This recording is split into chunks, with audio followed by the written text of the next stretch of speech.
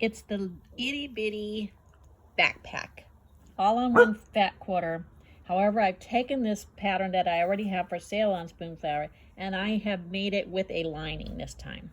I also found this at the thrift store. It was all one strap. I cut it in half and then added a little bit with the material that I used for the lining. And this, it had 2 buttonholes on the side, so we can adjust it a little bit shorter if I want. This little backpack also has another thing that I added was another pocket inside. So now we have this pocket inside. And like I said, here's the lining. This was a fabric that I also found at the thrift store. Looks kind of like a vintage kind of fabric.